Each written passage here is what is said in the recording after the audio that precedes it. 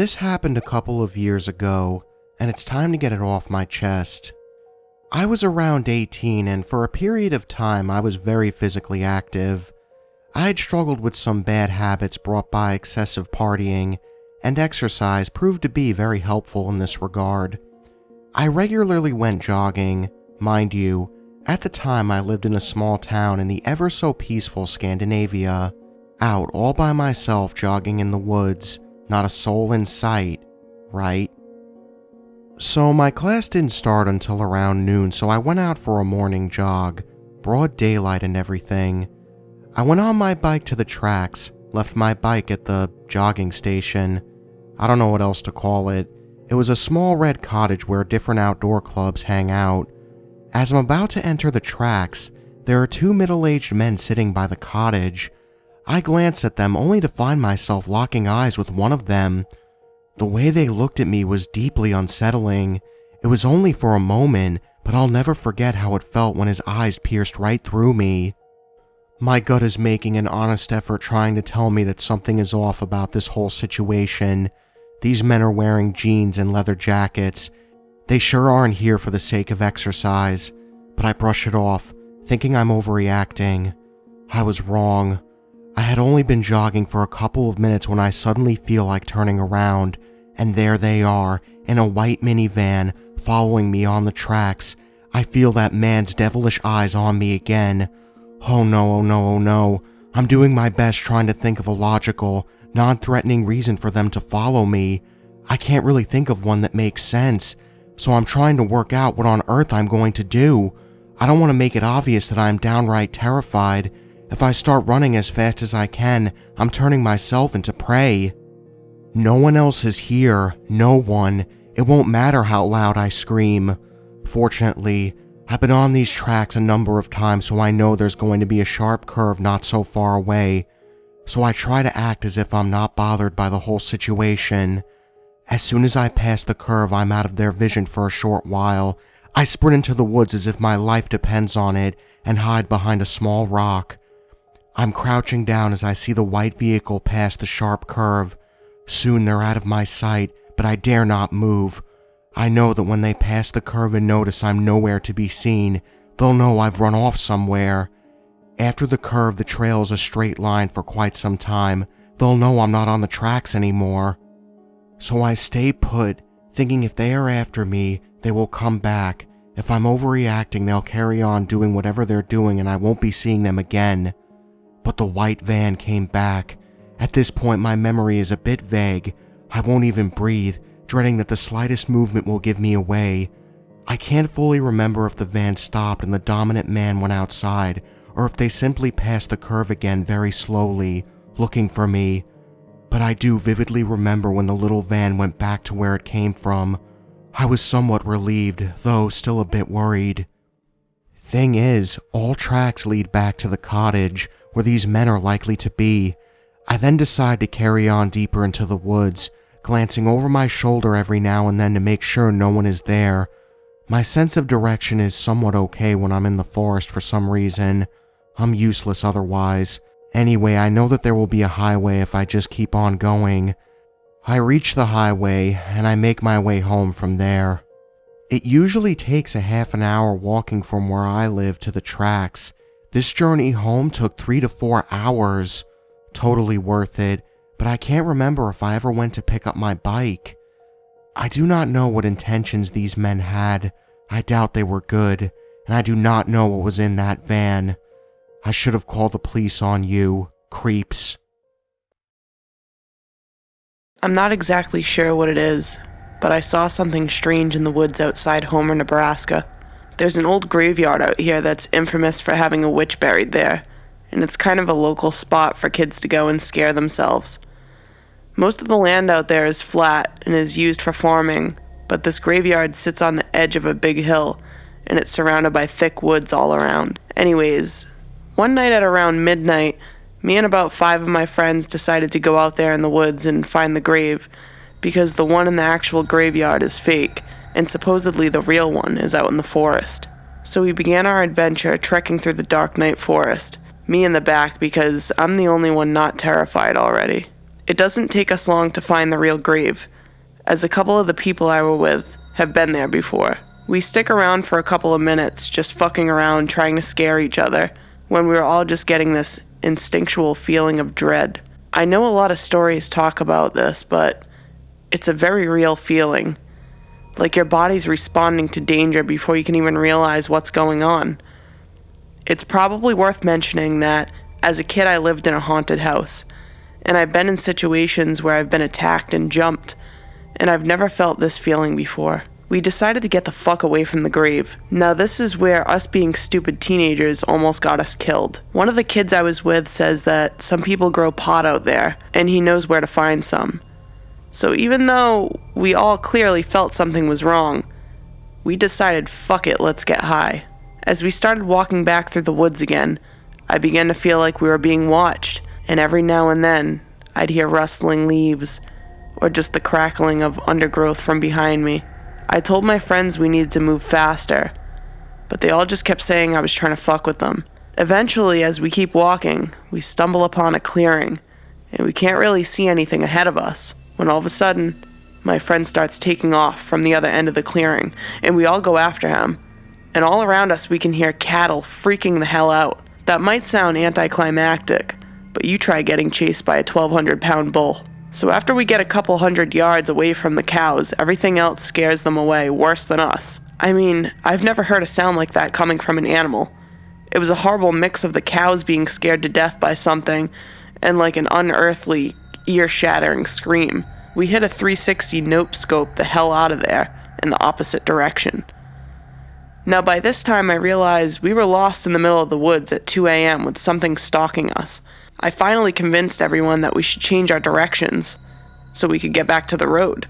And about 30 minutes later, we're starting to make some progress, and someone spots headlights way out in front of us that we can see on the top of the hill we were on. So we start walking down towards the road when I noticed the sounds behind us had started back up again. I turned to my friend and tell him to point his iPhone flashlight behind us. I only saw something for a second, but about 30 yards behind us. I saw a blackish brown figure with yellow eyes, its head out from behind a tree, and then quickly duck back behind it. This is what really freaked me out, as animals around here don't sneak around and duck behind trees. I got the best look at it out of all my friends. The head kind of looked like a German shepherd, with a little resemblance to a human face, and the eyes and mouth looked far more human than any dog should have. There aren't any wolves or bears around here as far as I know, and there aren't any large predators either.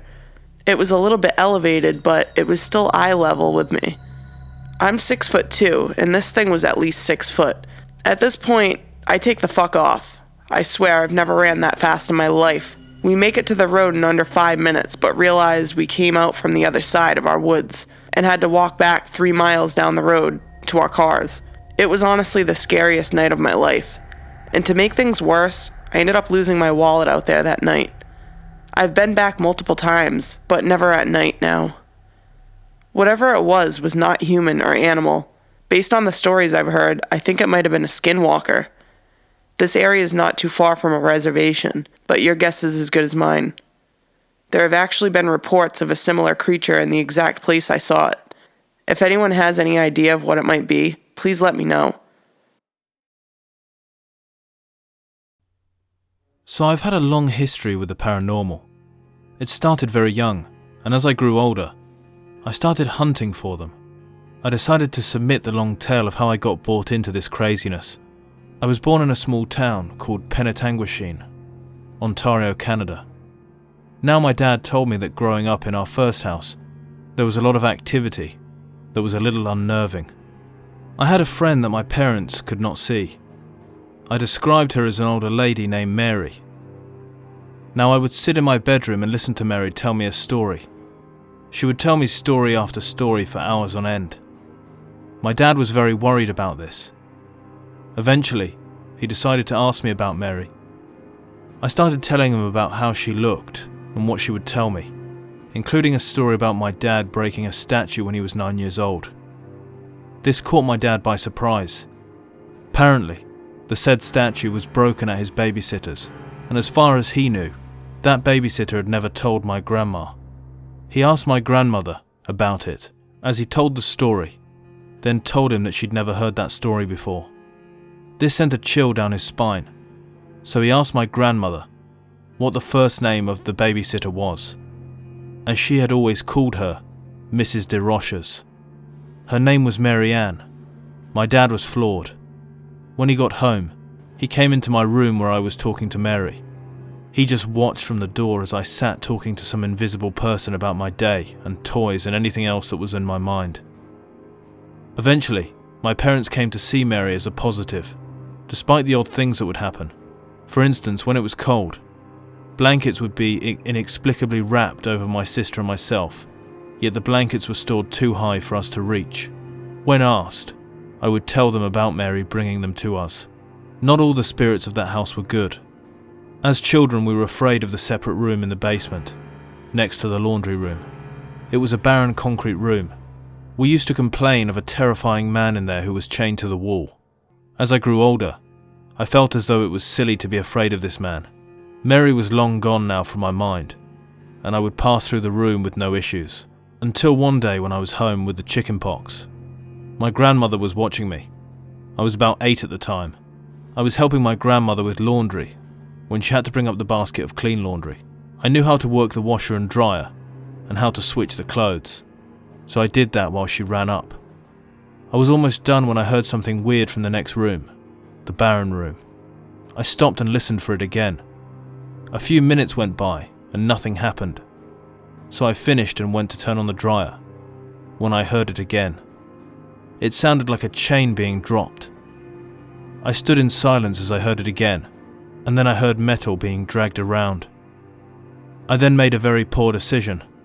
I began walking towards the room. As I stepped inside the room, all the sounds had stopped. I saw nothing in the room. I stood there for several minutes just glancing around. Nothing stirred. I turned to leave when standing right there in the doorway was a tall, thin man, dirty, with torn clothes draped on him. Around his leg was a long rusty chain. I was frozen. He walked oddly. I could see the skin over his thin limbs stretch like elastic as he shambled towards me. This is where I fell over and covered up. I let out a blood-curdling screech until I felt hands on me. I started to scramble and fight back until I heard my grandmother's voice. "What is it? What's wrong?" I opened my eyes and realized my grandmother was holding me. My heart was racing, and I blurted out the whole story. She just looked at me worryingly and brought me upstairs. We moved a few months later. I never set foot in that basement again. In my teenage years, I did some research and found out that people who owned our house before had a son with a mental disorder of some sort. They abused and tortured the poor kid and chained him to that basement. His existence was not known until after his parents had passed, and they found him chained in that basement. He had starved to death. The thought of that still sends chills through me to this day. I went on a date with a guy. It went downhill from there. Okay, so this is my first post to Reddit after lurking on here for months, and I decided to create an account and actually upload something. Yes, this happened, and it's something that always stays at the back of my mind. I do apologize for the length, but I'm trying to make sure you get the full story. A little background on myself first. I have anxiety and depression, which is common, it's not a big deal, and I manage it efficiently. I had recently been in abusive relationships from 2010 to 2013. I'd finally gotten away. He was never charged, but he left me alone when I ended it. So, it had been a year. I decided it might be time to try the dating scene again. So it's 2014. I'm 19, coming up for 20 at the short height of 5'1.5". I have been speaking to people online via dating apps like Tinder, etc., mainly to pass the time. I wasn't exactly ugly. I have an average figure, baby face, blue eyes, and brown hair, which I dyed blonde after a breakup. Typical thing to do, I suppose. I never wanted something serious, and I had always made that clear. Yet I was never quick to hook up either because I never wanted to make a name for myself. I'm not saying girls who sleep with many men are in the wrong, just a personal life choice. Anyway, I was speaking to this guy who I knew from an old friend, Harry. Harry was 25, so he was 6 years older than me. I thought he would be more mature. He had ginger hair and blue eyes and was about 6'2". So Harry seemed really cool. We spoke a fair bit, and he seemed interested in the casual side of things, just hanging out, seeing what happened, etc. It sounded perfect. Nothing serious, no expectations. I eventually met up with Harry. We went to the cinema, watched X-Men, and sat in uncomfortable silence. I had to travel 6 to 7 miles to the cinema as I was in a different town. I didn't mind as I wanted to see the new X-Men film for a while. Anyway, we went back to Harry's for some food and a few beers, and we had a laugh and joked around. It was late, and the buses to my town had stopped running, so when Harry said I could sleep on his sofa in his room, I said, sure, why not? I changed into one of his t-shirts and some tracksuit bottoms he had, and said that I could wear in the bathroom, and curled up on the horribly uncomfortable leather sofa at the bottom of his bed. When I awoke, I was somehow in his bed. Nothing had happened as I was still in the clothes he lent me. When I asked him why I was there, he simply stated, "You looked uncomfortable. I realized afterwards you should have slept in the bed, not me." Ah, what a gentleman, I thought. So I went home shortly afterwards and we texted a few times. A few days later, Harry invited me to a house party. I thought, what the heck? It had been a few months since I actually partied and had fun, so I went. The music was loud and the drinks flowed quickly. By 12 a.m., I was drunk, very drunk, and decided it would be a great idea to drag Harry up to his room and sleep with him. The next day, we discussed what it meant, and I stated I didn't want anything serious, but I felt we were comfortable enough to be friends with benefits and see where it went. Harry agreed, and we continued sleeping together once a week for about a month. For clarification, I explained to Harry that I could separate my emotions from sex. He said he could do the same and didn't feel any romantic feelings for me. It seemed perfect, just casual sex with someone I could trust.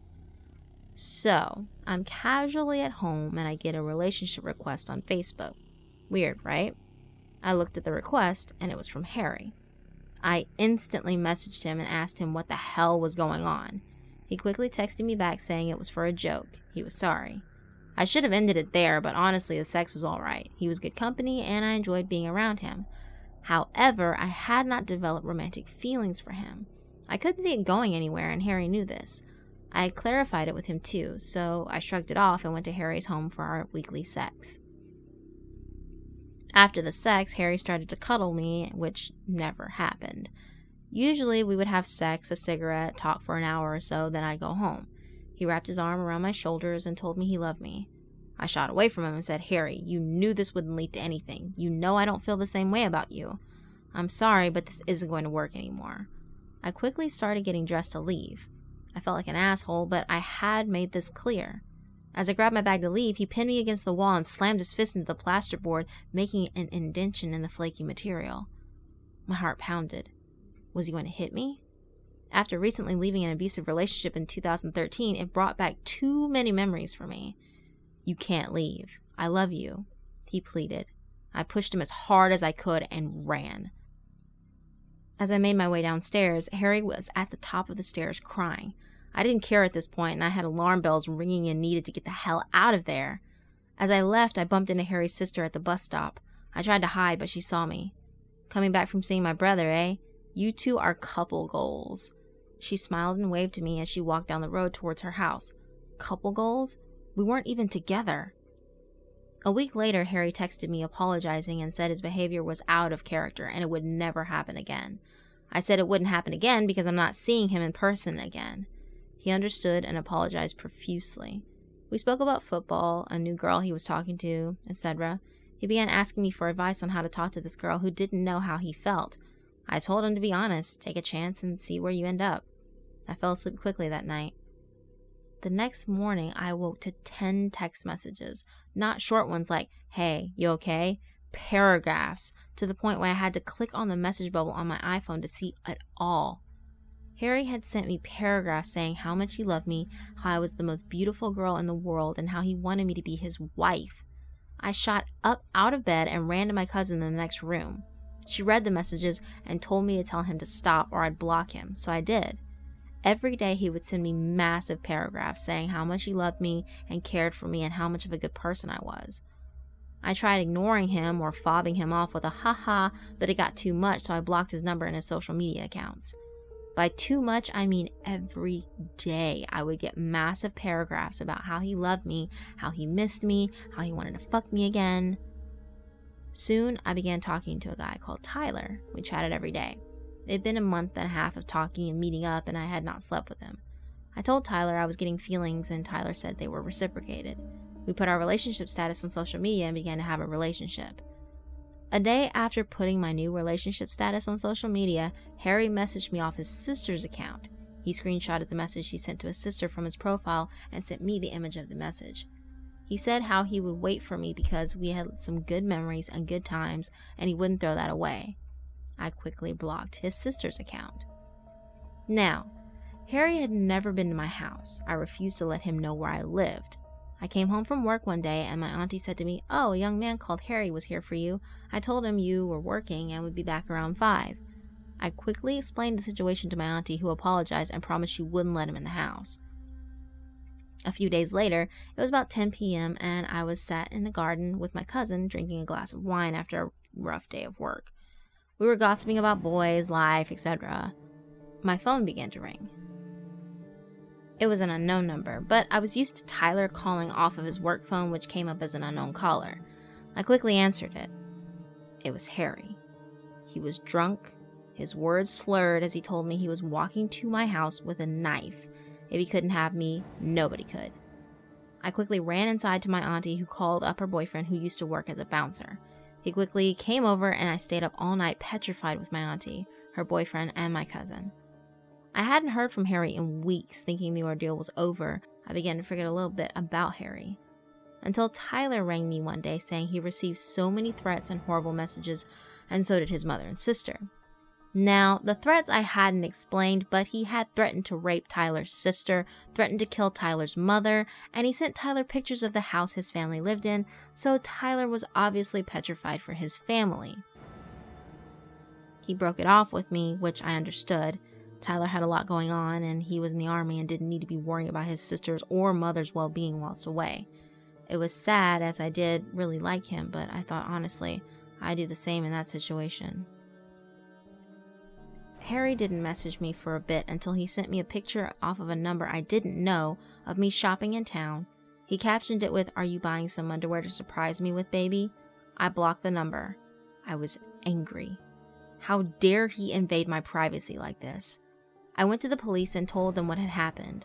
All I was told was to block him. They couldn't do anything, as apparently it's hard to do much with harassment cases until they actually do something, but I was encouraged to keep a diary of it happening, and at least the police had knowledge of the incidents. Frustrated and disappointed, I went home defeated. I logged into Facebook to see a friend request from a profile that had no friends apart from Harry's account. I declined and removed my social media account.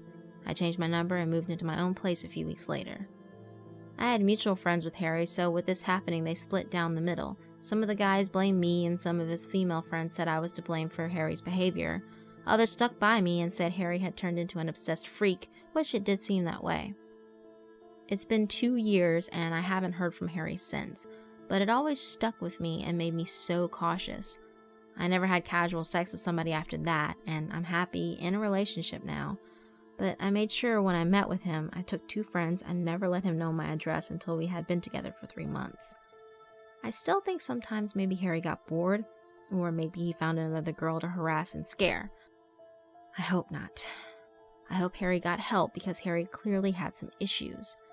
So, Harry, let's never meet again, because if we do, I'm stronger now, and would probably give you a swift kick to your balls. Reading these posts got me thinking of an experience I had about 6 years ago when I was living with my boyfriend at the time in a very small backwards town in West Virginia. It was 23 miles from the interstate to my house, and there was only one house close enough to be seen from our house. The majority of traffic through our road was actually trucks carrying wastewater, and it was extremely rare to see people out walking around in this area. So it was a peaceful place, but it could be pretty creepy all on its own. We lived in a single wide trailer next to my boyfriend's boss, his wife, and 3 kids. We were pretty close with them, and they were actually the reason we moved out to the area. We had spent a substantial amount of time out there before we moved out and had never really had any unsettling experiences. However, it did not take long for that to change. We moved into our new house as soon as the previous tenants moved out. My boyfriend's boss said they were into partying, they constantly had people over and they were loud as hell. We had been living in a total shithole of a studio apartment, so we were really eager to start our new lives in a legitimate house. The first night we stayed there, I could have sworn I heard someone rummaging around in our back porch. There were a few things still out there from the previous tenants, but I wrote it off as my mind playing tricks on me in this remote new location. However, strange noises continued to occur almost every single night. Rustling behind the house, thumps and thuds on the front porch, mostly things that could definitely be animals and not people. My boyfriend never seemed to hear them or just chose to actively ignore them, and he reaffirmed my original conclusion that it was all in my head. About a month after we moved in, I woke up to the sound of frantic pounding on my back door. The back door was just outside the door to our bedroom, so it was pretty loud. I laid there, half convinced I was dreaming, for at least a full minute while the pounding continued. At that point I realized, nope, I'm completely awake. What the actual fuck is going on? I shook my boyfriend, but he was an extremely deep sleeper, so he just kind of made some noises and rolled over. I tried to tell him there's someone on our back porch, but it was like he couldn't even hear it. This continued for probably about 5 minutes before it quit abruptly. I was mortified at this point, physically shaking, and had been too scared to get up and go look myself. After about 10 minutes, I was convinced that whoever or whatever was out there must be gone, so I got up to go look out the back window. Nothing. Front window. Nothing. No sign that anyone had been there. I was wide awake and figured I'd be up for the rest of the night, but being so far from everything with no internet, cable, or phone service, I got bored pretty quickly and climbed back into bed and eventually drifted off. I told my boyfriend about it in the morning, and he agreed that it was pretty creepy and that maybe we should get a camera or something in case it ever happens again. We both went about our days and went over to the neighbor's house to visit with the kids and have dinner. Before I even mentioned it to her, the wife of the family started telling me their daughter made her so mad the night before by suddenly remembering at midnight that she had a project due for school the next day that she had not started on, nor did she have the materials for. Fuming, she got herself dressed again and went to head out to Walmart to get some supplies to bail her daughter out of failing this project. As she started to get in her car, she saw someone walking along the road out past her house. As she was already pissed off and generally has no filter anyway, she hollered out, "Can I help you with something?" And when he turned around to look at her, she said her heart sunk. She said he may have been some kind of tweaker or strung out on drugs or something, but his face was pale and his eyes were sunken in and his appearance was disheveled and generally alarming. He looked back at her for a moment, then turned around and continued walking without a word. She got in her car to head out to Walmart, thinking she'd pass him and get a better look at him on the way.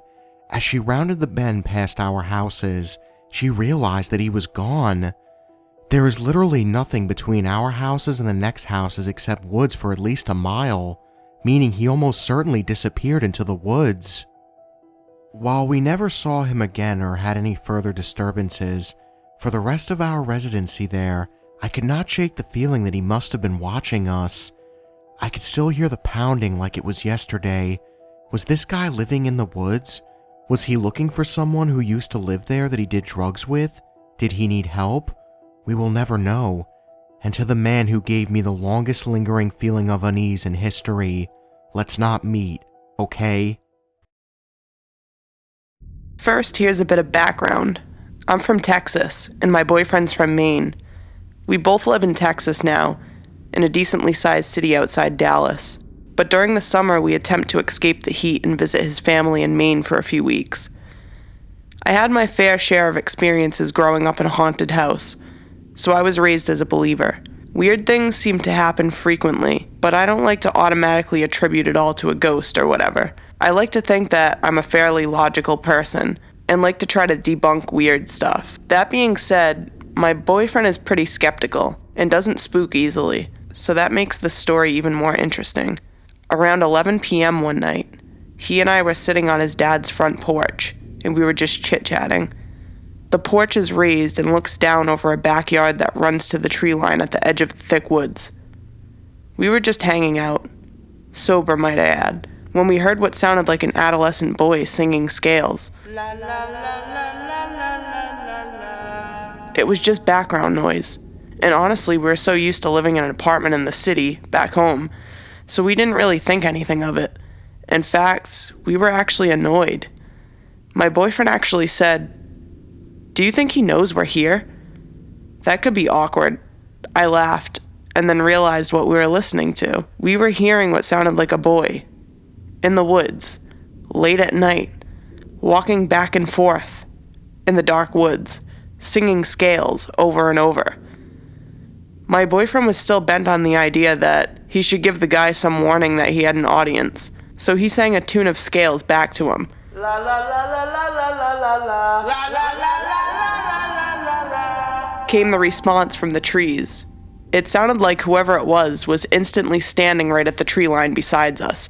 It was so loud and it sounded as if whoever, or whatever it was, had instantly covered a huge amount of space to go from somewhere in the woods to just a few feet away from us. We both instantly had the fight or flight response, and without even thinking, we both jumped up as if we were going to run in the house. Something just felt weird about it, and we had flipped a switch from harmless, awkward fun to terrified. "There's a house back there, right?" I asked my boyfriend. "There has to be," he said back. We were spooked, and we went in the house anyways. We both couldn't stop thinking about it, and suddenly the details began to sink in about how weird it actually was. First, if that was an actual person, we would have heard them stomping around in the woods. It sounded as if they were pacing back and forth over an area about 20 feet, and the woods were thick. You couldn't walk through them without cracking leaves and twigs. Second, there were no lights through the trees.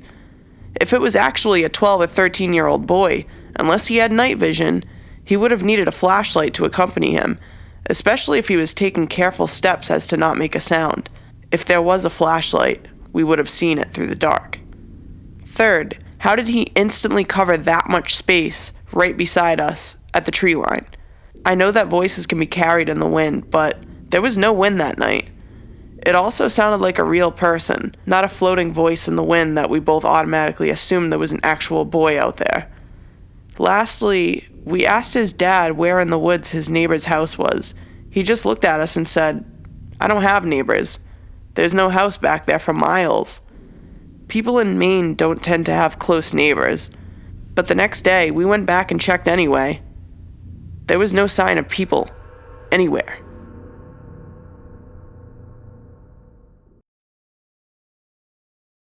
Alright, so here it goes.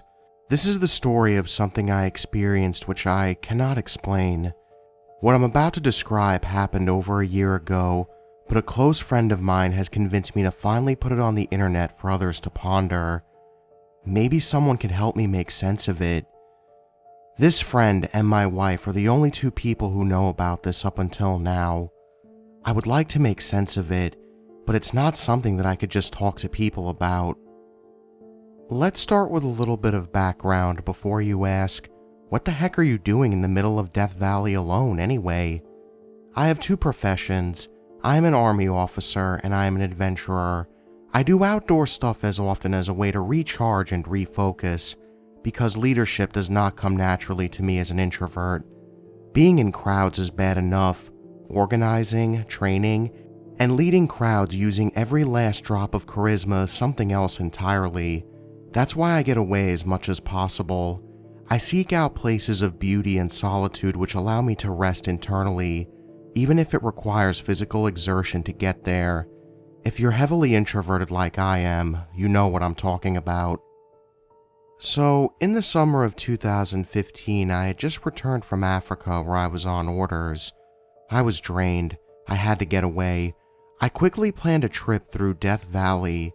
I would take my street-legal dirt bike 1,500 miles over several days through the hottest place on Earth during the hottest time of the year, just because I knew it would be the most peaceful and relaxing place I could access. Now, I did mention that I consider adventuring a profession of mine. That's because I have spent countless hours adventuring, exploring, just escaping. I consider myself highly skilled at it, and it is also a paid occupation for me, because I document most of it through montage channels. With that being said, I have seen some unusual, disturbing, and just plain cool things while I'm out and about, especially in the desert. Scavengers that will stalk you for miles hoping you will drop dead and become a meal, caves, which appear to be man-made, hundreds of miles from anything, traps set to immobilize vehicles or people, old military equipment. You just see a lot of stuff when you're out there. Generally, it all makes sense though. On this adventure through Death Valley, however, I saw something that just didn't make sense. I had been riding all day through Death Valley. It was very hot, easily over 120 degrees, and there were very few people out there that day. In fact, I hadn't seen anybody for about half that day since heading toward Ubaheb Crater, but did see one couple in a Mustang, just leaving Ubaheb Crater when I got there. That was it. It's not surprising though because of how hot it was and because of how far out Ubaheb Crater is from anything else. I headed toward Racetrack Pala and stopped somewhere between Ubaheb Crater and Racetrack Pala for the night. This is very far from anything and only accessible by a gravel road on one end and an unmaintained harsh trail on the other end. There was nobody out here. For obvious reasons, I unpacked my sleeping stuff and had a meal before the sun went down. I took all of my camera batteries out and hooked them up to charge for the night. I also turned my phone off and put it on the charger as well. I left all that stuff by the bike, which was just off the road. I set up my sleeping bag a distance away from the bike and the trail. I wasn't expecting anybody to come by at all, but it was just part of my tactical plan in case of any random bad guys stumbling upon my area. My bright red bike would obviously draw all the attention, and my camouflage sleeping bag would go undetected, allowing me time and freedom to maneuver on any bad guys. I got in my sleeping bag, bringing only my camelback, my folding knife, and my red light tactical flashlight. Everything else was at the bike. It was very peaceful. It was almost silent out there. It was warm. I felt really safe, and it was pretty easy to sleep. However, when you're out on your own, you never sleep very deeply. Your mind stays alert and ready so that little things wake you. That night, there was really nothing to wake me. It was nice. Until about 2 a.m., that's when the event happened. I woke up to the sounds of children. Yes, children, in the middle of freaking nowhere. Here I am being woken up by children talking. I was fully enclosed in my sleeping bag, so for a moment I just stayed still to try to figure out what the heck I was hearing. It kept going, the undeniable sound of children talking to each other. I couldn't make out what they were saying. It sounded like it was off 50 meters or so. I called out, "Hello?" Still in my sleeping bag. It stopped, just for a moment, but continued. Now I knew for sure there had to be kids out there in the middle of nowhere. I sat up, peeking out of my sleeping bag, and turned my flashlight on. I scanned in the direction of the noises, which was the opposite direction of the trail and my bike. There they were, 2 kids, 50 to 75 meters or so out, opposite direction of the trail. They were walking, kind of wandering, looking lost, sounding lost. I couldn't tell what they were saying, but it had that tone of discussion like you are trying to figure out what to do or where to go. I called out again, louder this time, "Hello?" They stopped. They looked in my direction, but they were looking past me, in my direction, but not at me. Like they heard me, but I wasn't even there. I was illuminating them with a very bright flashlight. They should have been covering their faces, but they were just scanning, like they were looking for me and just didn't see me. They turned back, kept walking, and I just watched them, not sure of what to do. Their noises and their images faded into the distance. I just sat there. I didn't know what to think or what to do. It was just so bizarre. After a while, I laid back down and just relaxed until it started raining at about 5:30 a.m. That's when I packed up in the darkness and continued with my adventure into the morning. So that's what I saw. I saw children in Death Valley, over 100 miles from fricking anything, just walking, talking, wandering, then vanishing. Oddly enough, it didn't freak me out at the moment. I was more confused than anything. That's why I couldn't make a decision on what to do in that moment. Now, looking back, it's freaky. I had originally posted this in Let's Not Meet, but someone commented that they felt it was paranormal, so the post was deleted. Someone there said it could have been from a family camping nearby. I don't know about that. Why would anyone let their kids go wandering for miles without flashlights at 2 a.m.? Their campsite would have to be well hidden too, because I didn't see anything out there before it got dark or the next morning. Here are the pictures from where I stopped for the night.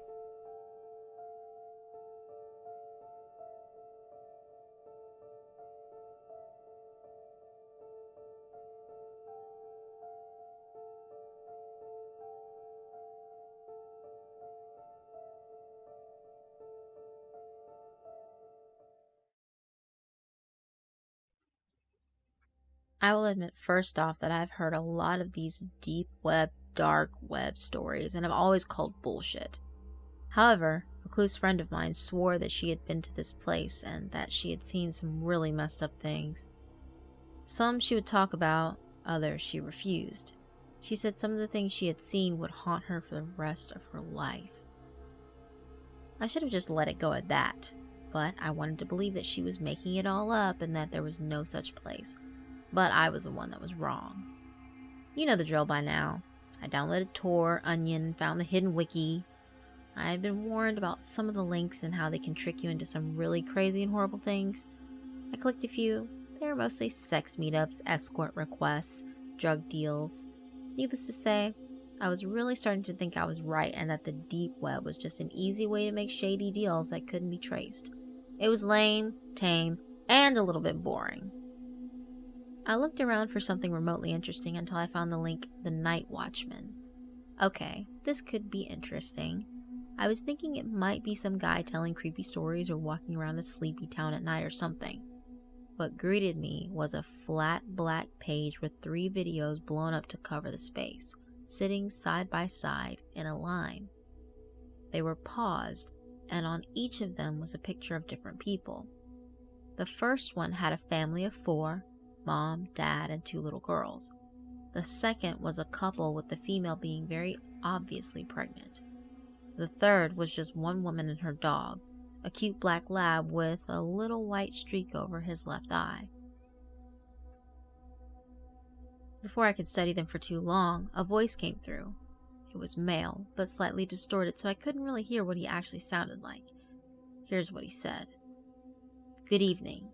Tonight, the Night Watchmen have brought you 3 unique households. Each of them lives different lives, believe different things, have different future plans. He stopped here and cleared his throat. For this next part, it sounded like he was smiling. Watch each video and then choose one. I really didn't understand the point of this task, but honestly, my interest was piqued. I was curious about where this was going. I clicked the first video. There wasn't much to it. Showed the family in their home, skipping through moments of them watching TV, playing in the backyard, having supper, the parents putting the kids to bed, starting to make love. It got off there. Thank God. I was starting to feel like a weird creep. I was seeing a part of people's lives that were meant for only them.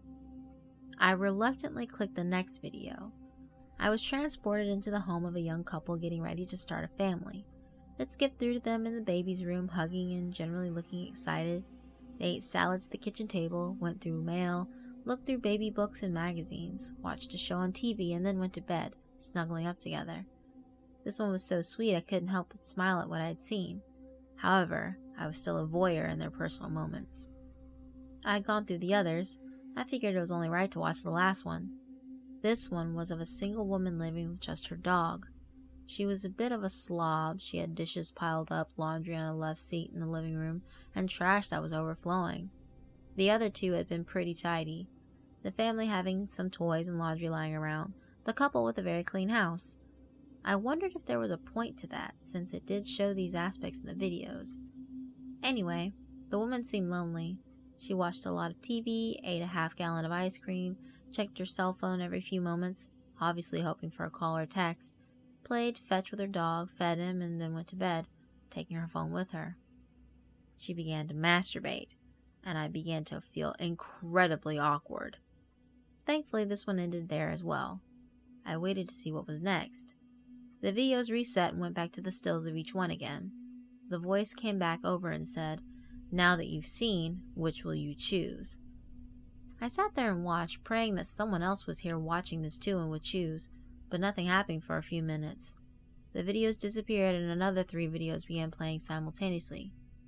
These turned my stomach. There were 3 tall men. I assumed they were men by what character I could catch. They each wore the same clothing, black shirt, pants, boots, and a long black trench coat that dangled around their ankles. To top it all, they each wore a large, wide-brimmed black hat. "Have you decided? Which one will you choose?" The voice chimed in over the obviously live feed. "Death comes on swift wings for our ill-fated friends. You must choose one. That is how the game goes." He thought this was a game? I was horrified. Was I really supposed to choose who died here and who survived? It was ridiculous, and I went to close the page down. Calmly, the voice began again. "Before you close this down, you should know that if you do not choose one of the 3 shown here, your family will be next." I was startled by his declaration, but figured that he was just trying to scare me. He was doing a really good job, truthfully. "Anna," he said. My heart skipped a beat. He said my name. Now I was officially terrified. I just wanted this to stop. "Anna, dear sweet Anna, I know it's a difficult choice, but it must be made. Please, if you will, direct the night watchmen to their chore." The original videos came back up, and I knew that meant it was time for me to pick someone to die.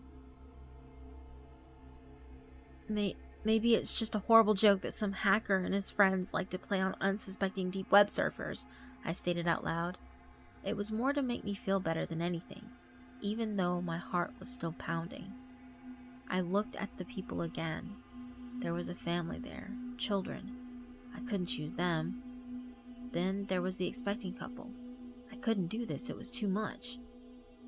"Choose." The normally calm voice barked at me. "Choose now!" I jumped and looked at the last one. It was the lonely woman with a dog for a companion. She had the least to lose.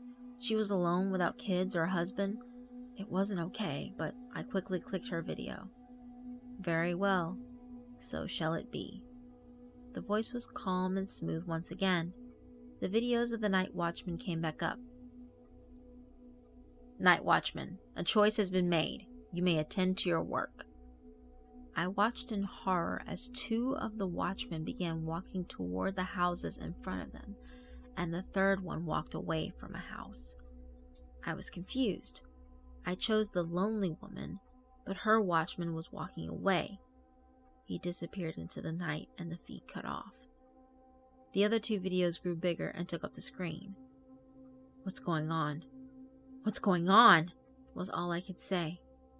The 2 watchmen that it showed each effortlessly broke into the houses. I was biting my bottom lip so hard it bled. The feeds walked along with them as they each silently roamed through the houses. One watchman walked into the set-up baby room and looked around gingerly, then made his way across the hall to the other bedroom. The other watchman walked slowly down the hall, seemingly trying to decide which room to enter. He chose the children's room. I looked over to the first one. He stood at the foot of the sleeping couple's bed, holding a huge machete. He walked to one side and began swinging wildly. There were screams so loud and frightened that I felt like I might pass out or throw up. I looked over to the other video reluctantly. The watchman stood in the children's room right in the center of the pink bunk bed. He also brandished a machete. I screamed as he raised it up and reached over and pulled the computer plug out of the wall. I was terrified, traumatized. What had I just witnessed? What had I just done? My mouth felt dry. My head was spinning out of control. My heart felt like it might burst from my chest. After several hours, I decided to check my computer and hope that the nightmare I had witnessed was gone. There was nothing. Days later, I was checking my email when I stopped and recoiled in horror. There was an email from the night watchman. I finally opened it. I really don't know why. Maybe I was hoping they would tell me I had been punked or something. Instead, it was just a few large words on an otherwise white background. Jenna thanks you for excluding her from a night watchman fate.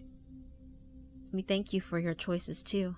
We truly enjoyed our encounter with you. Come play again anytime. Attached was a picture of the lonely woman walking her dog in the park, still looking down at her phone. I will never, ever access the deep web again.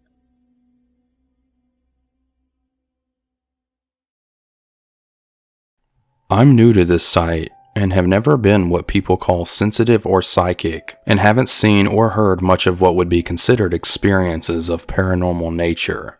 However, the subject greatly interests me, and though I know some stories are fabricated, I've talked to enough friends and seen enough on the internet to know it can't all be made up. Plus, I've had at least one experience in my life that truly frightened the living daylights out of me. I've seen lots of people who have posted stories about shadow people, and what happened to me fits into that category better than anything else. It's probably not the most scary post compared to what I've read, especially for those having to deal with continued activity, but I was so completely terrified by this one experience that I'm grateful it hasn't been anything I've had to deal with over and over. This all took place in 1974, when I was 14. My family and I lived in a typical ranch home common in the Phoenix area in the 60s and 70s, and my parents had bought it as a new tract home several years earlier. My dad was in the Air Force and stationed in Thailand at the time, so it was just my mom, my brother, and me. My mom had a habit of leaving the kitchen light on at night. I guess for some reason it made her feel more secure, even though I thought we lived in a pretty safe area of town. I liked to keep my door open at night because I felt too claustrophobic when it was closed. My room was at the end of the hallway. My brother's room was right next to mine, and my mom and dad's room was straight across the hall from my door. On this particular night, I woke up suddenly, and the first thing I remember was looking at my alarm clock next to my bed, which said 1:20 a.m. The next thing I remember is looking towards my doorway and to the dimly lit hallway beyond. There was a shadow on the hallway wall in the form of a human figure, and I know I was not dreaming. This thing actually moved. Not only could I see it move, I could hear the footsteps on the carpet as it slowly walked towards my door. I was petrified, and I literally could not move. I was too afraid to scream or make any kind of noise. It was at that precise moment that I learned what it meant when one's blood ran cold. I just knew someone had broken into the house and I had no idea what to do. So I just laid there terrified as I watched this shadow cast onto the wall by some unknown intruder, waiting for him to finally appear in front of my door. Well, I waited and waited. The shadow stopped advancing and kind of faded or just blended in with the other shadows. I mean, nothing else happened. I was still scared to death, but after about 15 minutes, I got the courage to jump out of my bed and run across the hall into my mom's room and woke her up to tell her what I saw. In her half-asleep state, she brushed it off as me having a nightmare and let me sleep with her for the rest of the night. I finally fell into an exhausted sleep until the morning, and when I investigated, found all the doors and windows secure. I never talked about it much, and thought maybe it was really just my imagination, but to this day, I remember it in detail like it happened yesterday. This is not the complete end of the story. Some months later, my dad had returned from his overseas trip and used to stay up really late on his days off because he worked swing shifts. Often he would fall asleep on the couch in front of the TV. This was the time before cable, and we had all of 5 stations to watch, and none of them stayed on all night. So after sign-off, there would be nothing but static on the TV. So again, one late night, maybe a year or so later, I woke up and could hear someone walking around and saw a person's shadow moving about. I wasn't scared this time, because I knew it was probably my dad getting up from the couch to go to bed. But after a few minutes, I didn't see him walk by the door to go into the bedroom. Curiosity got the better of me, so I got up. There was my dad, snoring away on the couch with the TV displaying its late-night static interface. My dad was laying there as if he had not moved for hours, let alone 5 minutes ago. That's when it hit me. Then maybe it had not been my dad I had seen and heard moving around in the family room. I started getting that same terrified feeling again, but all I could do was go back to bed and try to tell myself there was some logical explanation for what I had seen and heard. I don't know if there is a logical explanation or not, but we moved to a new home shortly after. I've not had that kind of experience since. I've had a couple other weird experiences which I will talk about later, but this was definitely the most frightening for me. To start off, I was not a big believer in ghosts and spirits, because I have yet to have an encounter with one. That is, until recently. So the other week, I was driving my friend home from my house at about 1 a.m. and decided to take the back roads because it was a Friday night and the cops like to pick on anyone driving around that time of night. So I turn on this back road and we drive for a good minute just chatting and bullshitting, when I notice headlights hauling ass up behind me to my car. We were on a road that cuts through the backwoods. There are no houses nearby and it's usually empty. So to see a car out here this late was pretty surprising. Anyway, the headlights are coming up behind me and the car got right on me and tailgated me for a few minutes. At this point, me and my friend were getting uneasy because there was plenty of room for this car to pass, and if it was a cop, he would have pulled us over by now. Since we were out in the backwoods, there was no cell phone service, so that didn't help either. I continued driving for another minute with this car right on my tail until we came to a side road where I decided to turn off at. When I turned, I looked in my mirror and the car kept going straight. Thank God. I seen it was an older blue car as it drove past. Me and my friend were kind of freaked out, but relieved at the same time, and kind of just shrugged it off and continued driving down the side road, looking for a place to turn around at. Eventually, we were coming up to a turn when we seen headlights coming from around the corner, so I slowed down to let the vehicle pass. And when the vehicle got close, I got a very deep, eerie feeling when I seen it. It was the same blue car that was just tailgating us a minute ago. I turned to my friend and we both looked at each other in shock.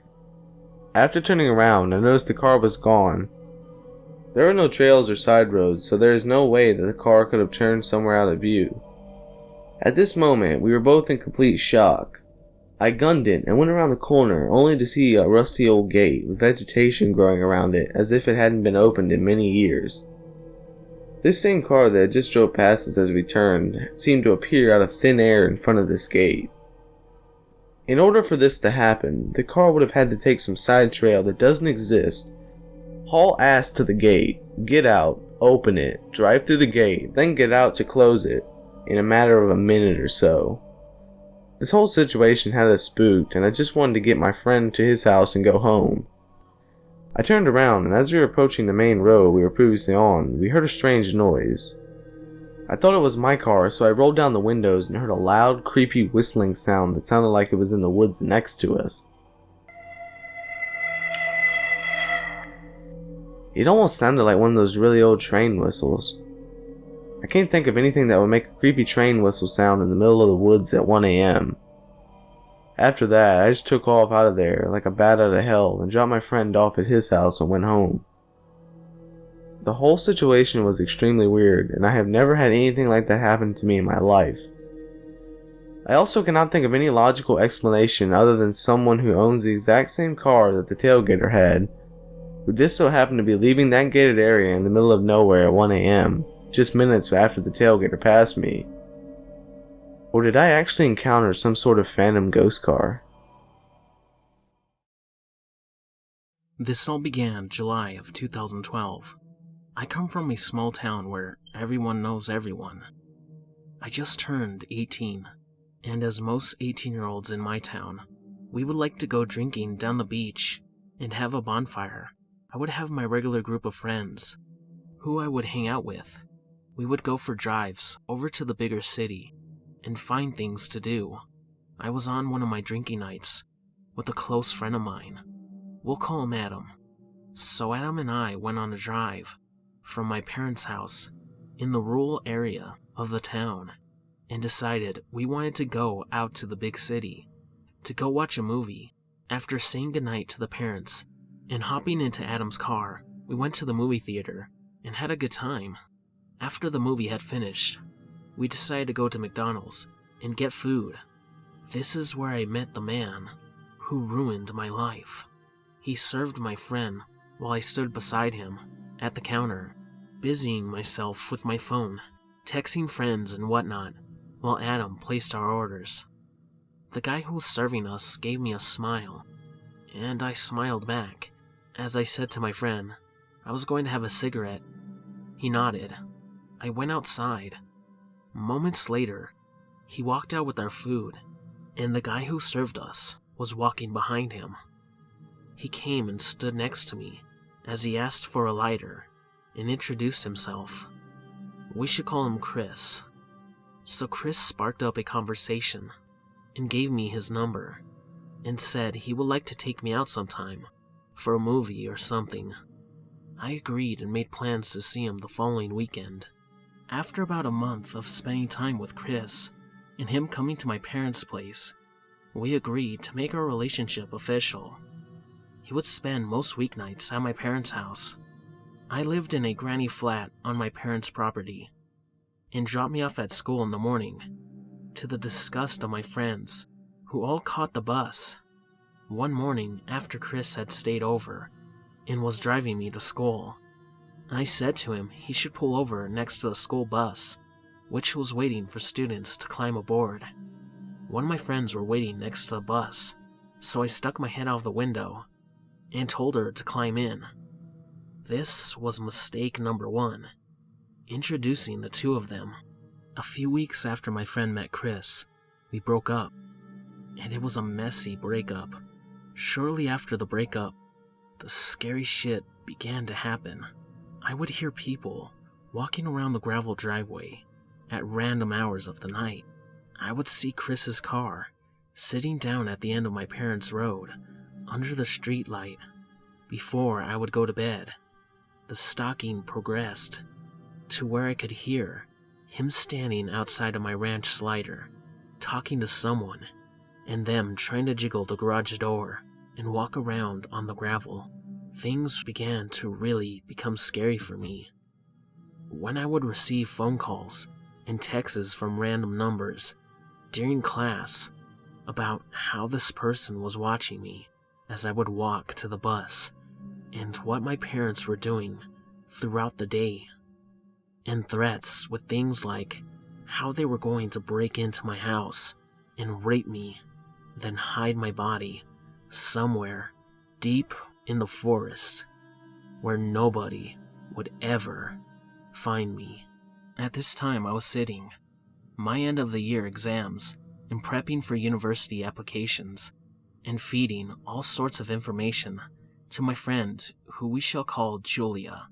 She, unknown to me, had been spending more time with Chris since the first introduction when we gave her a lift to school. This was a fatal mistake on my behalf, because she knew exactly where I was going to be, what my timetables were, and when I would most likely be alone, and an easy target for Chris to find me. They began to date, and the texts became more frequent from the both of them. Even an attempt to harm me one evening when I was staying late with people from my drama class, working on our final performance for the year, and would be alone in an easily accessible classroom till about 10 p.m. Some of my classmates noticed this car parked across the road from where our classroom was, and said it looked like there was two figures sitting in the car, waiting for me to come out. I freaked out and rang my mom and informed her. She came and collected me and took me home, watching the road to make sure they hadn't followed us. The shit really hit the fan when I became so scared that I had to go to the police about the messages I received and the fact that there was someone coming onto the property to try to break in and harm me or my parents. and the fact that there was someone coming onto the property to break in and harm me or my parents.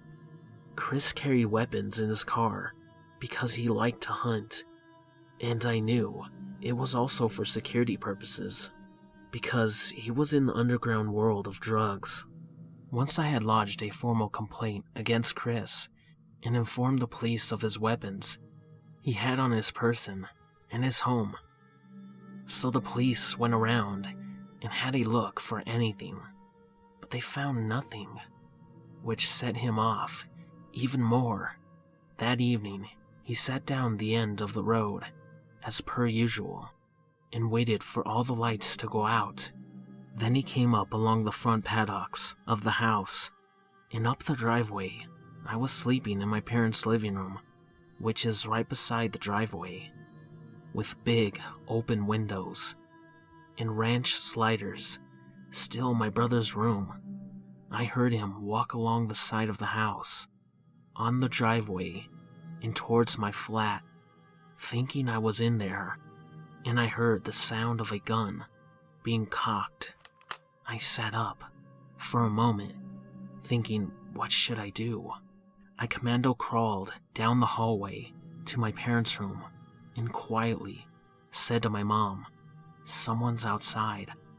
Mom, get up. There's someone outside." My dad bolted upright, grabbed his robe and his .22 rifle, ran out of the kitchen door, setting off the sensor light, and bolted down the driveway, chasing after something, running through the information paddock. After that night, things calmed down for about a month, till I was packing up to move 10 hours away to a new city. The night after I left, my mom rang to say someone had been in my house and had walked in with muddy boots on, because there was a rather large footprints all through the house, as if someone was trying to scope the place out. Odd things would happen at my parents' place, like trees would get cut down in the middle of the night, or a car would drive super slow with its lights all off at odd hours of the night. Things started happening to me down at my new apartment. Each morning when I would go out, there would be a car, always parked across the road, with windows tinted out, watching me. I would receive voicemails of a violent nature from private numbers. This kept me up till last year, when it all stopped. No phone calls, no sightings of random cars, no odd things going on at my parents'. Every time I go home, I never tell anyone when I'm leaving and when I'll be back at my parents' for my own safety. I get flashbacks when I hear something like a car backfire or see a car similar to Chris's driving around. I always keep my house address private and my phone number restricted for my own safety, because he is always hunting for me, and I don't want to put other people at risk. I always say to my mom, if I go missing, we know where to start looking. So this was originally written at the end of 2015 and kept private because there had been a spark of activity. I had traveled home for the Christmas period. I was due for major surgery in January, which meant I couldn't spend time with friends or family after it, along with a death in the family. Stupidly, my sister had said to a few friends who are well known for not keeping their mouths shut and see Julia on a regular basis that I was going to be home till the mid of January. I wasn't actually at my parents' home till the end of January. My father had an encounter with Chris. First time in 3 years we had seen him, and he had pulled up alongside one of the fences, stuck his head out of the window. This is normal to have people talking to my dad from their cars, because we live in a small rural area. We are rather close with our neighbors, who are all a fair distance away. He stuck his head out and asked if I was around, and that I was an old friend. Dad clicked instantly to who it was, and said if he didn't leave right now, he's going to grab his gun, and that's the end of it. Chris laughed and said, "We both know you won't be doing that before I put 2 bullets in your head. Now, where is she?" My dad, thinking on his feet, said I was in a hospital 3 hours away, and I'm now living in the biggest city north of my parents' house. He thanked my dad and said to him, "Watch his back." My dad didn't tell me this when I came home for recovery because he didn't want to stress me out. But I changed my cell phone number and made sure my social media was extremely tight with no geotags or anything that could give away where I am. It's scary to know that someone still holds a grudge to this day because I know some extremely sensitive information about him. This story is told from a female perspective. To give you a little more insight about me, this story happened when I was 14 years old. I was at my friend Emily's house, since back then I lived there for personal reasons.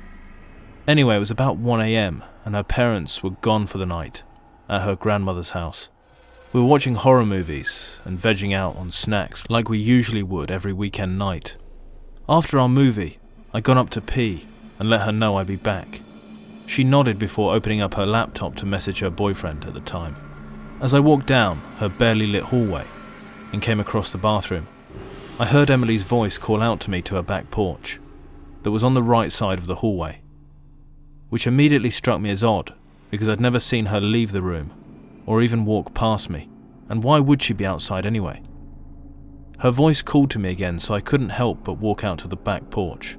It took a lot to scare me, so I wasn't bothered by this. It turned out to be the biggest mistake ever.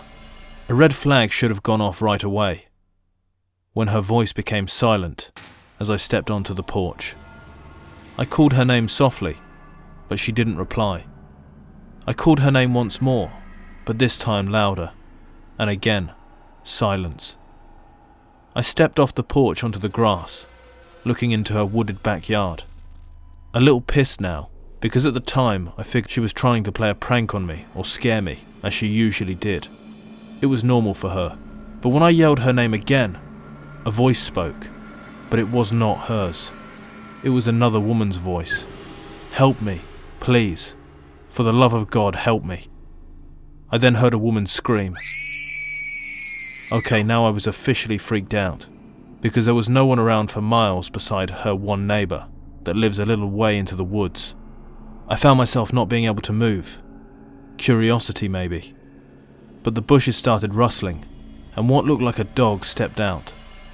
My first thought was that it was her neighbour's dog that must have gotten out again, because it had happened before.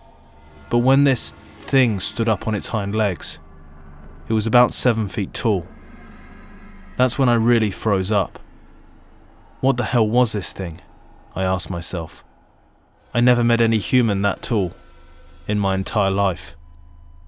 When it started to stalk towards me, I eyed it carefully. It was walking kind of human-like, but wobbling like a baby in its first steps. I found myself not being able to bolt out of there like I should have. I couldn't move. That isn't until I heard the slider door being opened, and the real Emily speak. "Lana, what are you doing out here? I looked around the whole house for you." As soon as she finished her sentence, I bolted as fast as I could, and pulled my friend inside before shutting the door, and locking it while closing the blinds. I did this to every room, even the basement, locking windows included, all the while Emily yelling at me asking me what the fuck was going on. I took her arm and raced into her room before slamming her door behind us. Then she finally realised how terrified I was, and how badly I was shaking. Only then did she ask me, "Jesus, Lana, what's the matter? You look like you just seen a ghost. What the hell happened?" I finally calmed down, enough to begin telling her what I encountered. But before I got the chance to fully explain what happened, I heard extreme banging on my friend's window, which stunned and shocked both of us, and we both shot up at least 10 feet in the air. I whispered "fuck" when I realised I forgot to shut her blinds. I didn't have the heart to turn around, but when Emily's face went pale, I didn't have a choice but to look behind me. I really wish I hadn't. There was that thing, looking into our bedroom window. I couldn't even begin to explain what it looked like. All I can come up with was that its body was twisted, like someone that had just been in a freakish car accident, and it had fur, lots of it, and the eyes glowed much like a cat. A high-pitched noise escaped the thing's throat, making us not only cover our ears, but we both screamed as hard as our lungs would let us. I threw my friend on the floor before zooming into her parents' room to get her dad's .42 rifle. But when I came back, the noise stopped, and the creature was gone. Emily was rocking back and forth, holding her knees close to her, shaking and crying hysterically. She saw its face as clear as I did, and the antlers that it happened to have. To say we were absolutely terrified would be a major understatement. The rest of the night we had all the lights on in the house, and we stayed huddled together in the living room with the rifle right under my legs. Finally, after what seemed like decades, the sun rose and her parents walked through the door. Almost instantly her dad noticed our fear-stricken expressions and his gun under my legs. They sat down and softly asked us what happened. When I explained it, they shared worried glances before announcing that we were moving. We never asked why. We were just happy to get the hell out of there. We moved that exact day to my family's vacation home in a very populated city with little to no trees. When my parents got home and we told them, they had the same reactions and told me I could never go out after dark alone and to stay away from the wooded areas. Of course, I never questioned it. To this day, I don't know if it was a skinwalker that some people believe in, or if it was an imposter. What I do know, though, is that it was not human.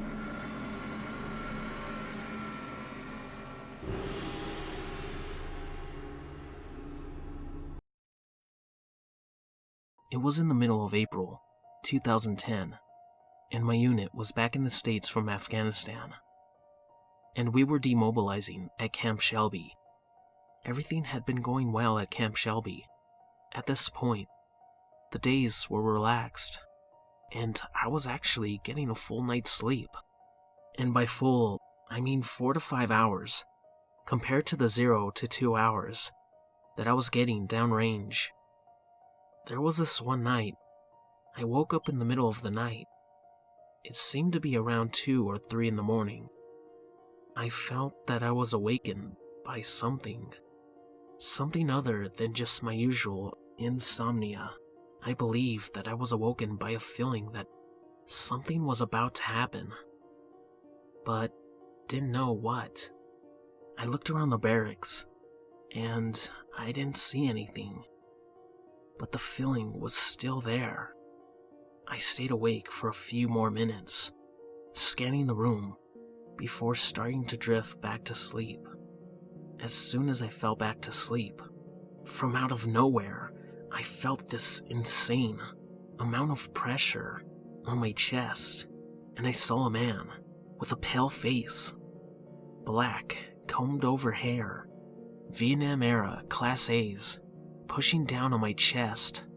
My first thought was, what the fuck? I was paralyzed. Literally, I couldn't feel anything below my waist. I had this tight knot in my throat that kept me from being able to yell out or say anything. My legs had this numbing feeling, and no matter what I tried, I couldn't move them. It took me a second to realize what was happening, and when I did have the realization of what was going on, I freaked the fuck out. All I was able to do was just stare at this man, holding me down, making it hard for me to breathe. He finally let off my chest and began what seemed to be violently shaking me by grabbing my shoulders. Although I wasn't moving, this shit seemed like it was going on forever already. As he was shaking me, he started yelling something, but it was inaudible. Mouth just moving, no words coming out. At this point, the fear began to subside and was being replaced with pure anger. I just looked at him and mouthed the words, "Get off." As he was shaking me, his maniacal demeanor subsided, and he stopped, to look at me with a look of confusion. I mouthed the words, "Get the fuck off of me." I began looking around just to see if anyone else was awake and seeing this shit. But there was no one. No one that I could see anyways. So after mouthing the words, the ghost then stood up, walked to the foot of my bunk, and stared at me for a few seconds, with his head cocked to the side, still looking confused, turned around and faded through a wall. After a minute, I pushed the blankets off, which were completely drenched in sweat. I was trying to figure out what I should do, if anything. The night's silence was horrible after that.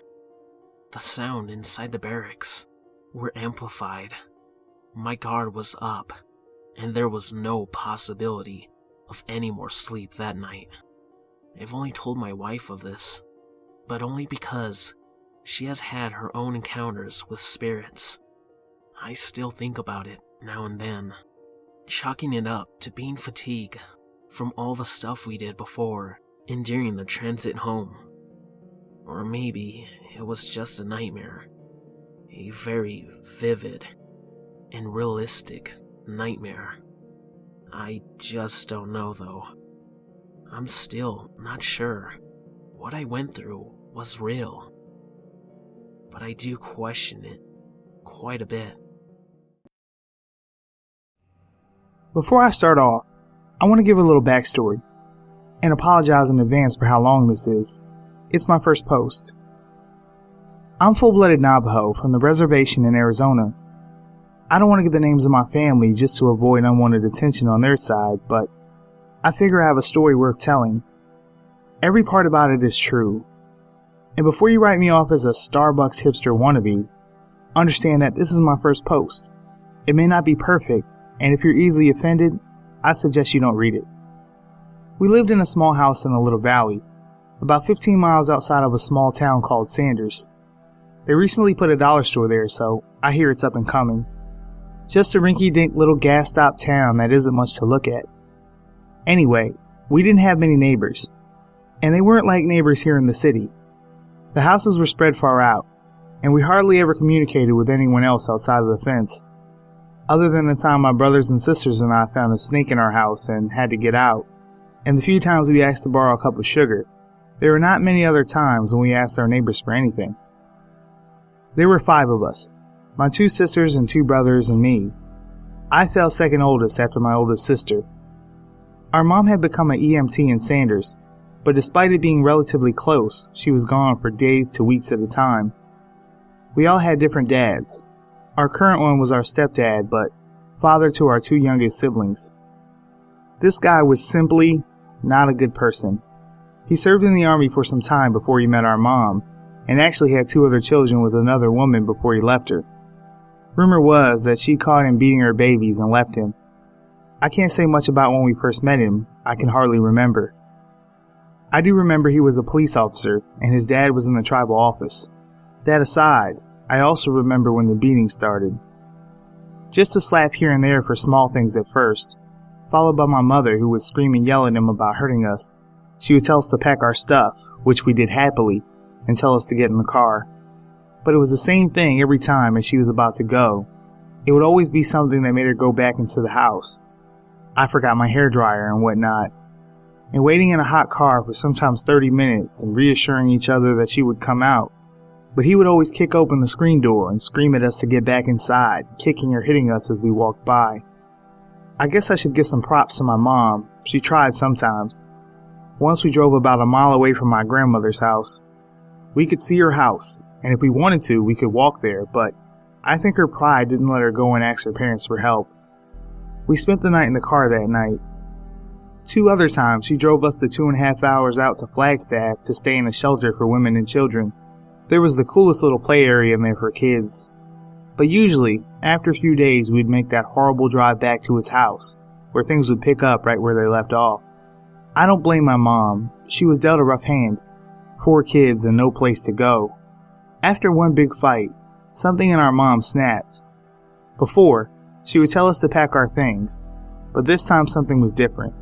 She yelled at us to come inside the living room. My older sister was holding our baby brother. I was holding my little brother Kyle's hand. She screamed at our stepdad. Screw it, I'll say his name. Mostly because it grosses me out calling him dad in any context. His name was Jimmy. She said to him, "Is this what you want me to do to my kids?" She grabbed my little brother and yanked him away and kicked him. He fell on the floor and crawled behind the fireplace. My sister set my youngest brother, who was just a baby, down to help my brother, but before she could get there, our mom grabbed her by her hair and threw her across the room. She hit the wall by our front door, and then she grabbed me and started hitting me.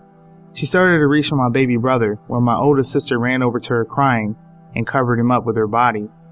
Jimmy just sat and watched as our mom worked. After that day, it was hard to imagine she would keep us safe anymore. And she didn't. It got worse. From him throwing us out into the winter nights with no clothes on, whipping us with a fishing pole rod, beating us with his fists, wires, and the infamous green belt. We got it all. And it was rough. It was only after he broke a couple of my brother's bones when CPS started to look in on us.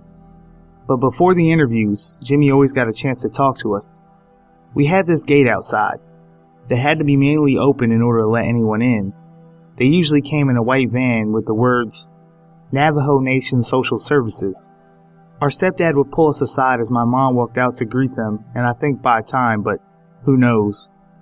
He would usually say, "If you tell anyone, they'll separate you, and you'll never be able to see each other again. And if you tell anyone, I'll kill you." So of course, we never said anything. One day, in 3rd grade I believe, he had to take me to school because I couldn't miss any more days or I'd be kicked out. I can't remember why, but he beat me in the car outside the school, and when he opened the door to let me out, he said, "Tell them that you fell." I walked inside, and I distinctly remember there being a movie playing, so the lights were off, and a heavy TV on one of those black rolly things was in the front of the room. I crawled into my chair and put my head on the desk. I felt a hand on my shoulder, and I jumped thinking it was him, but it was my teacher, Mrs. Grant. She asked me to come outside with her, so I followed. When she saw my face, I can remember that she started to cry. I was like, "Oh crap, she's crying." And she hugged me, and I felt so bad for her, so I hugged her back. She asked me, "Who did this to you?" I fell. "Don't lie to me. Tell me who did this to you." For some reason, I told her honestly. My dad. Why? Because I deserved it. What she told me next kind of set in stone everything that I'd been feeling. No one deserves this. She took me to the nurse and showed me my face. Clear and smack dab on the entire left-hand side of my face was a perfect handprint. They let me sleep in the nurse's office after they got pictures of my body and bruises. It was embarrassing, and the day passed. When the weekend came, a white van pulled up outside the gate. Lo and behold, it was social services coming to do another interview. We went through the same speech. A lady asked me questions. "Did your dad do this to you?" "No, I fell." "Your teacher told us that you said your dad did this to you." "No, I lied." I did often wonder if they knew that they made things worse, not better, but I guess I was too young to know that these were the people who could save us. I imagine the reason CPS never came back after that day was because it was hard to believe that two people who were a cop and an EMT, people meant to be saving lives, could never be this cruel to their own children. To clarify, you might be wondering where the rest of our family was, my grandparents and such. Well, truth is, there were so many fights at their house. At the time, everyone lived with my grandparents still. Our mom would bring Jimmy over to their house while us kiddos were in there, but it always ended the same way.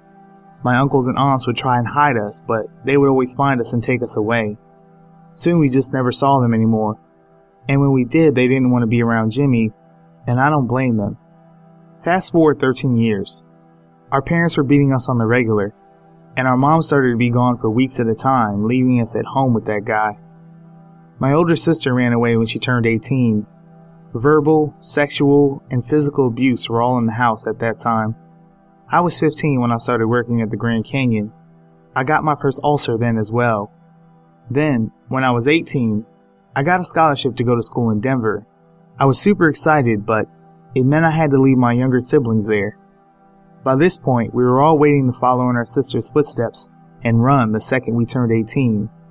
But I really felt horrible about it, because we were all we had. It sounds horrible, and the abuse portion of my life seemed like it was never ending, but I had my siblings there, and that made it easier. Faced with the thoughts of leaving, I felt I had to show them that we can get out. We can have a life far from this one and be educated and happy. So I left. I remember I told my mom when we were driving. I told her I had a scholarship to go to school in Denver, and she flipped her shit. She pulled over in the middle of nowhere, Arizona, close to Window Rock, and she started slapping me and screaming that I was going to run away too. After a few days of sulking in her room and the quiet treatment, she let me go on the grounds that I never asked them for help. I kept tabs on the kids while I was gone. I got updates from them, and after 2 years I got my associate's degree. When my second younger brother turned 18, he ran away to my sister's place in St. John's, leaving Jimmy's biological children, my youngest brother and youngest sister, there. My weekly phone calls home usually started by asking my younger brother if he was still hurting them. My youngest brother was the most honest of us all. He rarely ever lied, and when he did, he was horrible at it. So I thought if I talked to him over the phone, I would get an honest answer. He told me about all the slaps and hits and that they had gotten worse. During my Christmas break in 2009, when I was 19, my older sister set up a plan to get them out.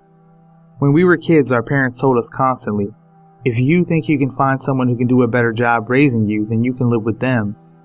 We had practically been raising the kids already. Now that they were older, we figured, why not give it a shot? I came home and it was actually snowing that day. I know, in the desert. I saw it as an omen, but we went with it anyway. And it failed. Horribly. So horribly. There was a big fight. I called my mom a cunt and she jumped on me. My sister jumped on her and my stepdad jumped in on her. It was crazy, and only got us a restraining order forbidding us from seeing the kids and them. It sucked, and I get there was a better way to go about it, but it is what it is. A fail. A year later, the day after the school year ended, I got an email that I received my associate's degree, and I was happy. I was getting ready for work when I got a phone call from my older sister. Something bad has happened. Something really bad. He's dead. They found him dead. I just got off the phone with our mom. After explaining that she was driving over to Middlewells from St. John's to see what happened, she hung up. My stepfather had died that day. I was livid. I'm not sure why, but I was angrier than I'd ever been in my life. I felt like he'd gotten off too easily. I wanted to go back someday and rub it in his face like, you see me now? I became something great without your help. After throwing a fit, I calmed down and picked up my bag. Probably a heart attack, I thought. I got another call on my way driving to work. It was my sister again. This is really bad. She sounded like she was crying. What's going on? I asked, getting worried. They think our younger brother did it. Our stepdad used to be a guy that would constantly get in your face during a beating. He wanted you to stand right in front of him. He would point at the space right in front of his feet and say, stand right here and don't you fucking move. He would fake to hit us, and if you flinched, he would beat you and tell you to stand in front of him again, repeating the process until you took a hit without flinching. After he did this, he would bring his face right in front of us, telling us, what are you going to do about it? If you think you're strong enough, I dare you to do something about it, and such and such. In my mind, this is how it went down between him and my younger brother. All I know is he was shot twice in the head while he slept, with one of his many guns that he used to spend hours of the day cleaning in front of us. Jimmy and our mom got in a big fight one day, and she kicked him out of her room. He started sleeping in the living room on the floor in his green army sleeping bag for probably 8 years. When I got to the house the next morning, there were people surrounding it. My mother was sitting in the dirt outside. Her face looked white and sickly. I felt bad for her, but I ran to my youngest sister and held her for a while. Her arms were cold and she was confused. I asked the police officers, why don't you have her covered? She's just a kid. I was angry. They quietly told me they were sorry and that I could go inside and get her a jacket if I wanted. I walked quickly inside, and the feeling that washed over me was scary. It was sudden, cold, and I felt a little panicked. I looked over to where he slept, and the officials were cutting out a large piece of carpet that was stained a dark maroon color. and they started stuffing it into a large black bag. There were other bags. In one, I saw his green sleeping bag sticking out with the same red on it. I felt sick and ran into the room that I shared with my brothers and sisters. I snagged her jacket and hurried out the door. I was the only one from the family to go inside the house that day. I was shaken, but I still had to be strong for my kid sister. Our brother had been taken away to Flagstaff, 2.5 hours away, to be locked up. They later found that he acted in self-defense, and the entire trial was kept quiet even to the family. A lot of heat came from our stepdad's side of the family. They all wanted answers and no one was saying anything. We weren't even allowed at his funeral. A couple of months passed, and I was back in Denver. My brother was in a halfway house. They didn't charge him as an adult, and my younger sis and mother moved out of the home to a place in the mountains. Things seemed like they were calming down. It was probably a little after midnight when I got home. I had just gotten off a double shift, 5 a.m. to 11 p.m., and I was very tired. I had just moved into a new apartment with my best friend Adrian. We both worked in the hospitality industry, and with our schedules we rarely saw each other. Not all of my stuff had even been moved in from our old place. I had only brought my mattress, a lamp, and my cat Eddie. I got home from work, kicked off my non-slip shoes, peeled off my chef jacket, and passed out in my chef pants. It was only 2 hours after I fell asleep when I heard something. I opened my eyes, and I could see my room door. Under the door, I saw the hallway light on. It was pretty close to eye level with my door since my mattress was on the floor. I heard a sound. The sound was a low growling, and I sat up. I saw my cat Eddie in the corner of the room opposite of me, and furthest from the door.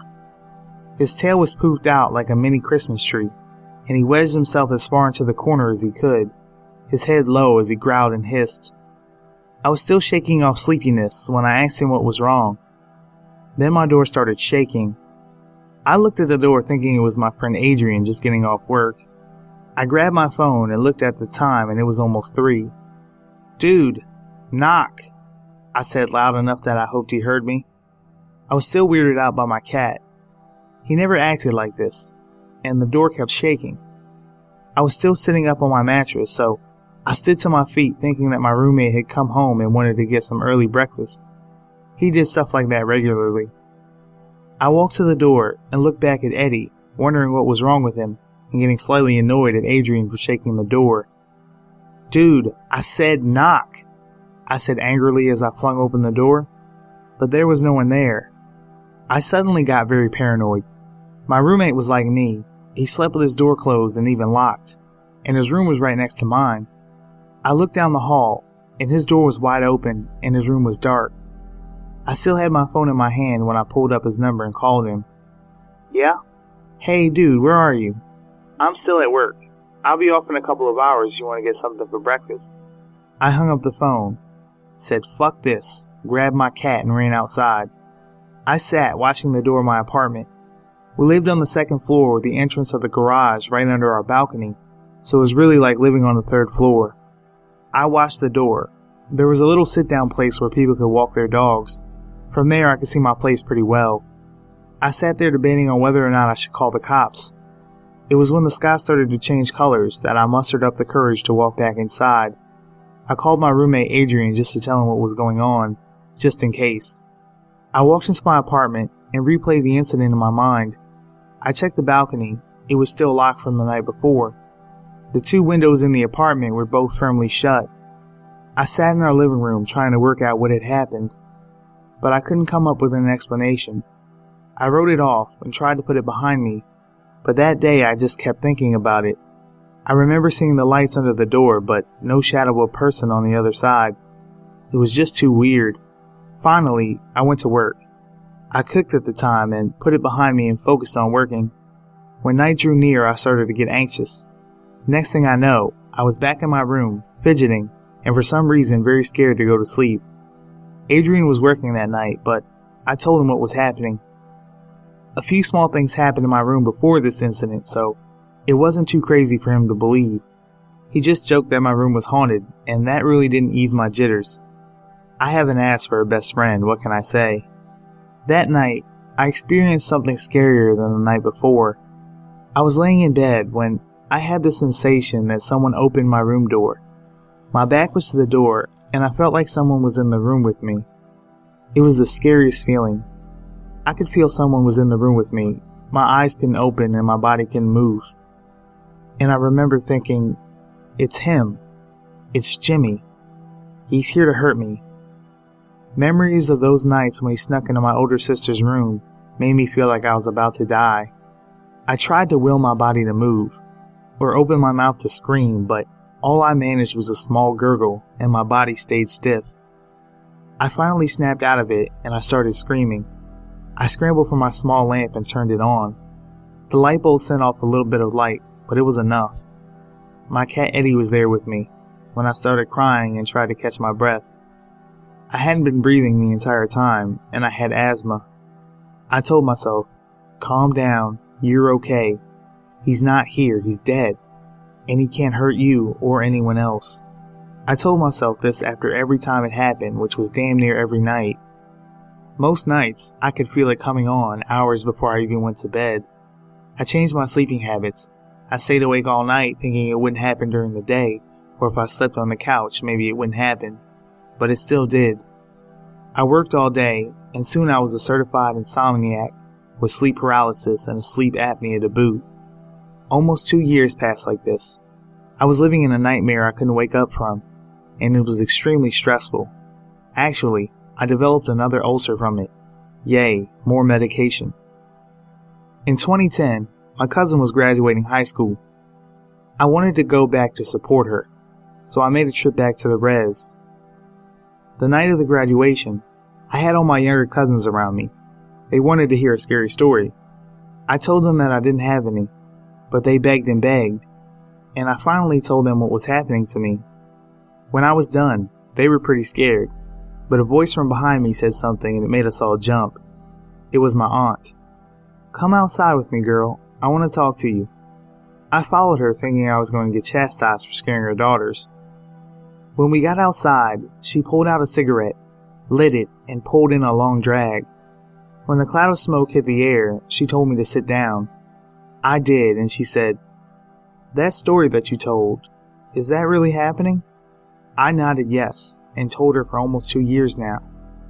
She took another drag, then told me that she knew what I was going through, and that it was happening to my older sister too.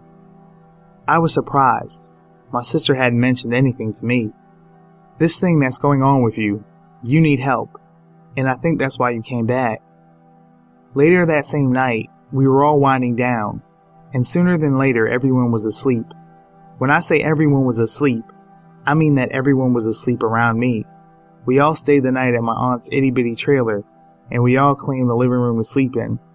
I had my 2 youngest cousins next to me on the floor, my other cousins on one couch, my aunt on the other couch, and one of my cousin's boyfriends on the other side of the couch.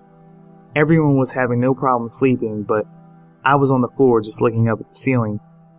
All the shadows in the room were freaking me out, and I was getting super paranoid. Finally, I figured if I washed my face, I could calm down a bit. I stood up and started walking to the hallway, and about died when I ran smack into my grandpa. His hair was a jet black mess. I always thought his hair was black, but later found out my grandma dyed it for him. He looked just as surprised as I was. "Why aren't you asleep?" I didn't know how to tell him I was afraid and couldn't sleep, so I asked him honestly, "Grandpa, I need your help. Can you pray for me?" "What?" my grandpa said. He wasn't wearing his hearing aid. "Can you pray for me?" I asked a little louder with a smile because my grandpa is silly. "Pray?" "Yeah," he said and motioned for me to follow him to my cousin's room where we were staying the night. We sat down on her bed. He had brought his gourd box with him to bless my cousin earlier that day. Inside were his eagle feather fans and other things like cedar, corn pollen, a small crystal and paper and mountain smoke and other knickknacks. My grandpa speaks mostly Navajo and prays only in Navajo. When he started, I felt a little at ease. He was less than 30 seconds in when there was a loud bang outside my cousin's room window. My grandpa jumped and looked at me. I was scared, and then he continued with his prayer. There was another loud banging noise followed by what sounded like someone running away from the house. I was freaked out, and judging by the look on my grandfather's face, it wasn't something that was new to him, and I knew it wasn't. In later stories, maybe I'll share what I'm talking about. After finishing his prayer, he told me to go to sleep. That night, nothing happened, but when I woke up, all my cousins were gone, and the sun was shining brightly outside. They all went to the canyon without me. I heard my grandma and aunts talking. I sat up, and my grandpa had a cup of coffee, and they were all sitting at the kitchen table. They stopped talking when they saw me sit up. "Come here." I stood up and walked over to the elders. "Grandpa told us what happened last night," my grandma said, her hands folded around her cup. "How long has this been going on?" I explained to them the first time, and how it has happened since then. I told them I saw a doctor, and he prescribed me medication. With that comment, my grandma laughed. "You're not white. Our people handle this differently. We think you've been witched. Grandpa heard a Yanodushi outside last night during your prayer, and we want to help. You need to come home with us to see the Ninja Turtle." My medicine man and I have a history together. When I was a child, I was almost killed by an asthma attack and spent a good portion of my early life in and out of hospitals before my mom finally brought me to him to get the traditional treatment. The first time I saw him, he was outside his Hogan, and I was fresh out of the hospital really sick, probably close to 5 years of age at the time. He smiled at me, and I called him Ninja Turtle because he wore a bandana on his forehead, and I was a huge fan of the Ninja Turtles. He had been treating me in traditional Navajo ceremony for years before we moved into Jimmy's house. Then I never saw him.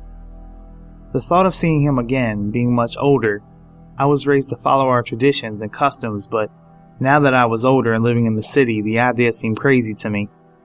I was witched? A skinwalker followed me into the city? I need to see a medicine man? It sounded so surreal. But at this point, I was willing to try anything. I told my aunt I was going to go back with them. A 2.5-hour drive across the I-40, and I was at my hometown. I made the drive with my cousins, aunt, and grandpa.